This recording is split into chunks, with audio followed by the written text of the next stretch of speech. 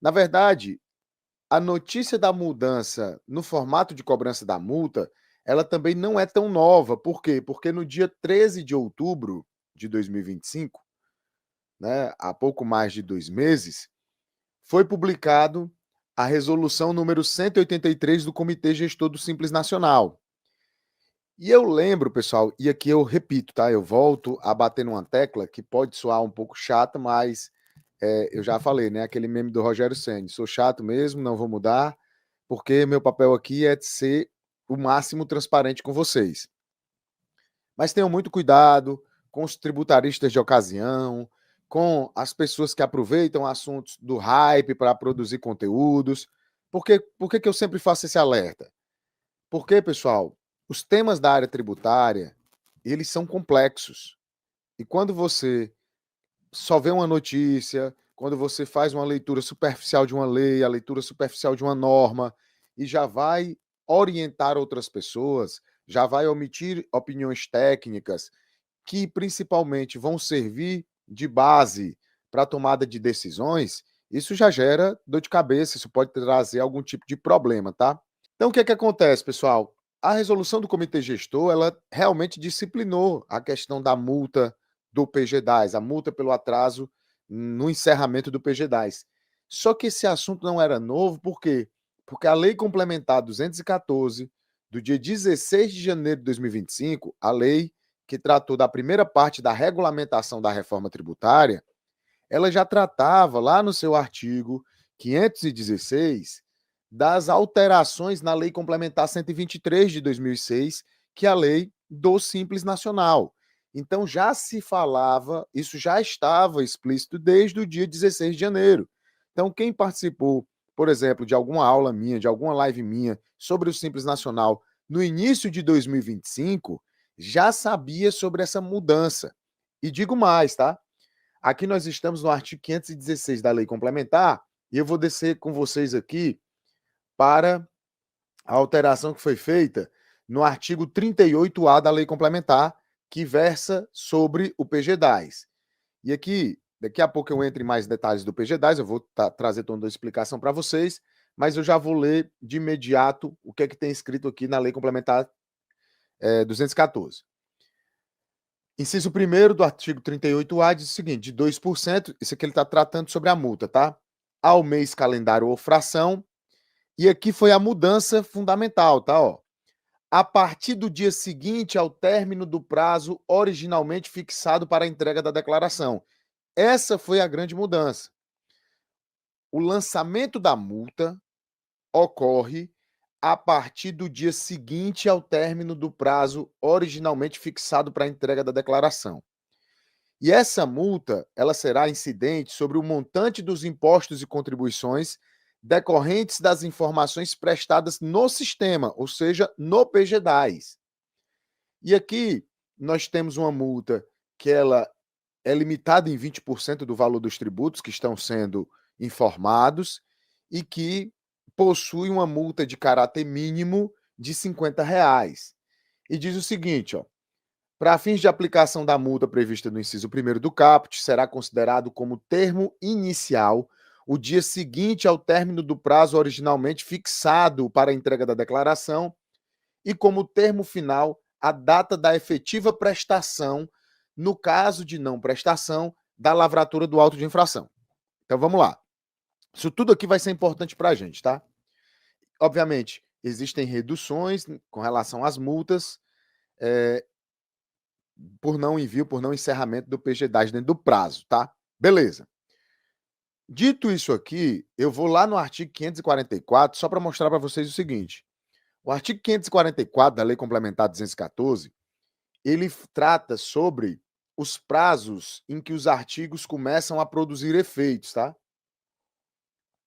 E o artigo 516 está bem aqui no inciso 2º, ó.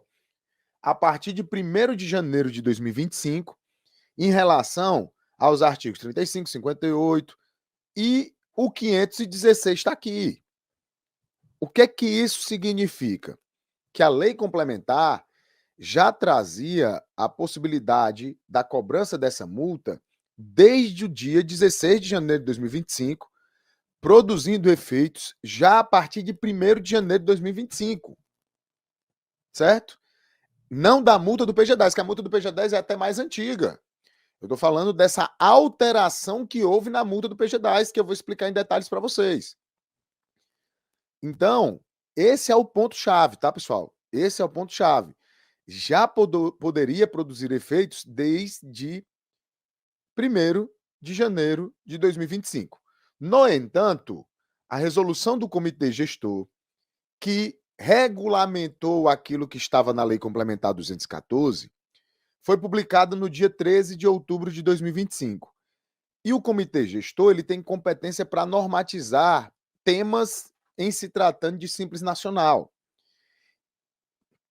E o comitê gestor abordou a questão da multa, a normatizou e, no final da resolução, deixou claro que esta resolução entra em vigor na data da sua publicação e produzirá efeitos a partir de 1º de janeiro de 2026, em relação ao artigo 3º, nos termos do disposto no artigo 4º, e também do artigo 38A da Lei Complementar. Ou seja, o artigo que trata da cobrança da multa pelo atraso na entrega do PG10 passou a produzir efeitos somente a partir, passará a produzir efeitos somente a partir de 1º de janeiro de 2026. Então, repito, tá? Vamos para uma construção lógica aqui do nosso raciocínio. A Lei Complementar 214 de 2025, do dia 16 de janeiro, alterou a Lei Complementar 123 do Simples Nacional, na parte que trata sobre a multa por atraso na entrega do PG10, alterando o prazo para lançamento da multa para o 1º dia de atraso na entrega da declaração. O artigo 516 da Lei Complementar 214 produzia efeitos conforme o artigo 544 da mesma lei a partir do dia 1º de janeiro de 2025.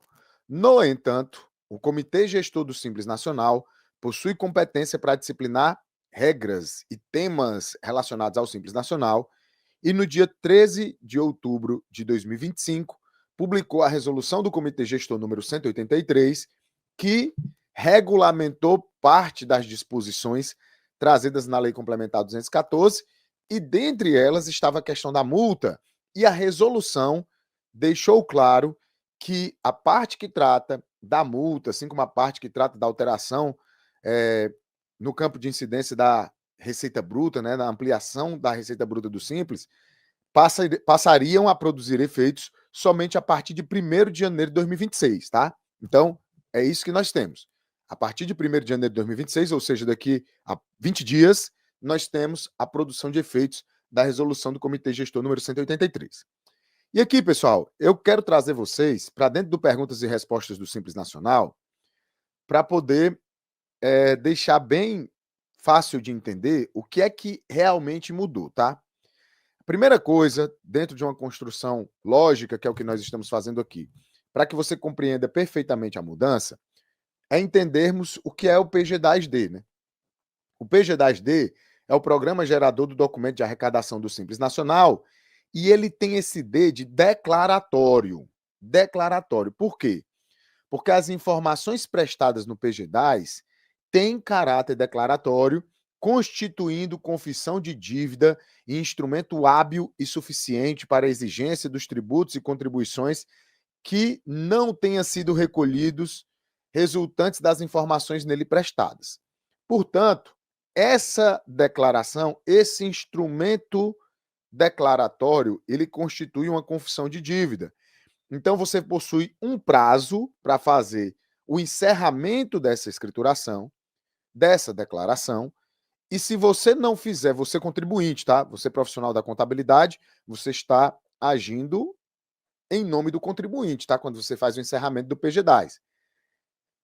Você está declarando os tributos devidos e caso o contribuinte não faça o recolhimento desses tributos, eles já estão suficientemente constituídos e constituem um instrumento hábil e suficiente para todas as providências de cobrança cabíveis, tá?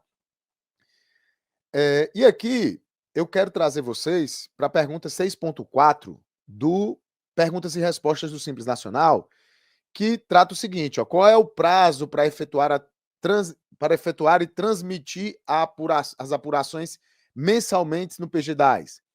As informações prestadas no PGDAS desde 2012 deverão ser fornecidas à Receita Federal mensalmente até a data do vencimento do prazo para pagamento dos tributos devidos no Simples. Ou seja, até o dia 20 do mês subsequente, eu preciso informar qual foi a minha receita e informar quais são os tributos devidos no âmbito do Simples Nacional. Então, se nós estamos fazendo o PGDAS do mês de novembro, nós temos até 20 de dezembro.